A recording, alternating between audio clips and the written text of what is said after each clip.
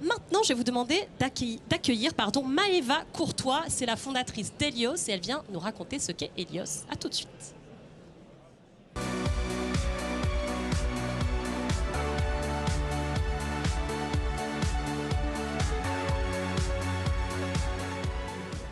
Bonjour Maëva. Bonjour.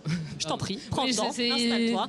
C'est pas une scène facile. C'est ça. Hein, on n'est pas on bouge un petit peu, mais ça va, t'es bien installé? Très bien, merci pour l'invitation. Mais avec plaisir, on est ravis que tu sois là. Maëva, t'es venue nous parler de Helios. Exactement. Qu'est-ce que c'est qu'Helios? Helios, c'est la première écobanque. On a donné ce nom au modèle. C'est un nouveau modèle bancaire dédié au financement de la transition écologique. En fait, on fait contre-pied à l'industrie bancaire actuelle, qui aujourd'hui finance massivement encore les énergies fossiles ou des industries qui sont connues pour représenter un risque pour le climat. Et nous, on veut utiliser l'argent en fait des Français pour permettre à des solutions qui sont novatrices justement dans la transition écologique, leur permettre d'être financées, de se développer et de proposer des alternatives ensuite aux consommateurs. Alors, elle sort pas de nulle part cette idée-là, hein, Maëva, parce que toi, tu as un parcours, tu viens de la finance plutôt, tu peux nous raconter un petit peu ton parcours dans les grandes lignes? Oui, exactement. En fait, j'ai travaillé en banque d'investissement, en fonds d'investissement, donc classique dans des grosses institutions. Et en fait, lors de ma dernière expérience, j'ai dû monter le pôle de finance durable d'un fonds d'investissement français. Et c'est là que c'est de là que nous est venue l'idée d'Helios. Parce qu'en fait, j'ai commencé à lire beaucoup de rapports scientifiques. Alors c'est là où on se rend compte qu'il y a des rapports scientifiques très précis qui nous montrent qu'on n'est clairement pas sur la bonne trajectoire. Alors justement, parce que peut-être que pour le public ici présent, qu'est-ce que c'est que le financement durable? Comment ça se manifeste? Qu'est-ce que ça veut dire? En quoi les finances, c'est polluant? Des petites billes comme ça, peut-être. Aujourd'hui, en tant que client de banque, si je mets mon argent à la banque, que ce soit sur un compte courant, un livret d'épargne, de l'assurance vie, cet argent il va être utilisé par la banque pour en faire des financements. Ça va être des financements à des particuliers, à des entreprises, à des États. Et une grosse partie aujourd'hui de ces financements vont à des activités polluantes. En grosse partie, ça va être, on va retrouver tout ce qui est énergie fossile, donc pétrole, gaz, charbon. Et si on reprend les dernières années, donc depuis les accords de Paris, on a 3600 milliards d'euros de financement qui ont financé justement les énergies fossiles. Et ça a été, ces financements viennent des 60 plus grandes banques mondiales. Donc c'est assez énorme.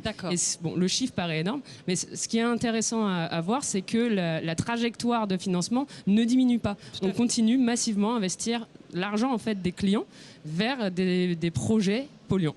Alors, tu nous parlais justement de ces documents scientifiques auxquels tu as eu accès tout au long de ta carrière, que tu as dû étudier. Qu'est-ce qu'ils disaient, ces documents-là? Aujourd'hui, on le sait, et d'ailleurs on le voit de plus en plus dans notre environnement. On est sur une courbe, une trajectoire. Donc aujourd'hui, on vise une trajectoire de moins de 2 degrés d'augmentation des températures post-industrielles.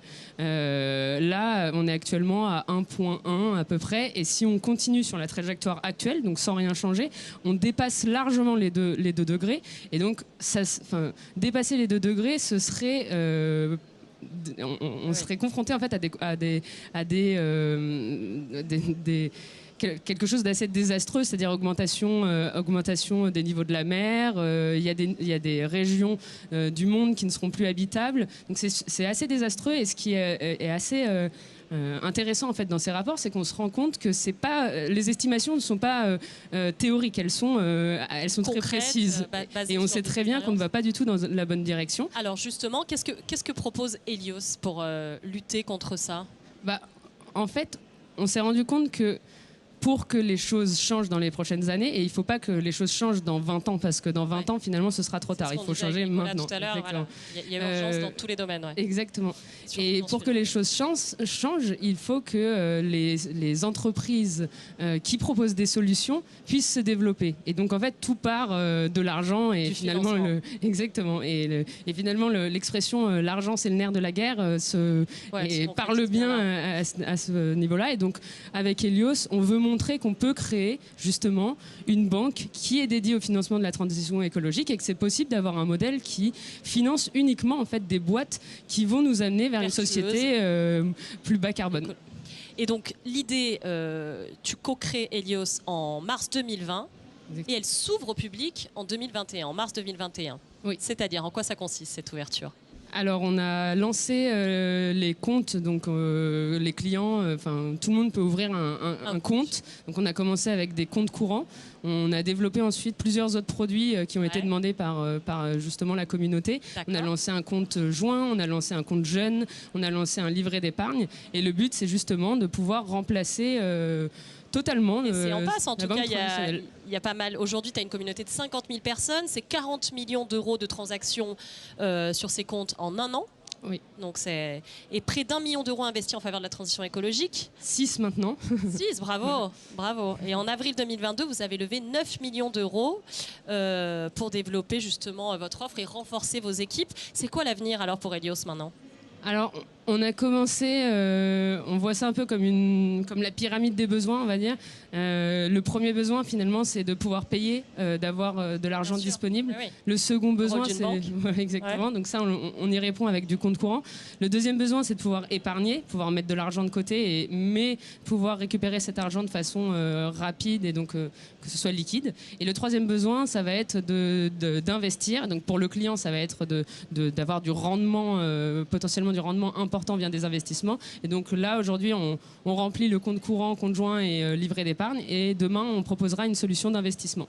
Bon, bravo en tout cas Maëva, merci beaucoup pour cette idée, c'est hallucinant, j'ai l'impression voilà, la journée avance et on a des idées toujours plus folles, c'est l'objectif de cette scène de l'Ampli, faire émerger des idées innovantes, en parler, les communiquer autour de ces idées-là. Bravo à toi en tout cas, merci beaucoup, vous pouvez l'applaudir.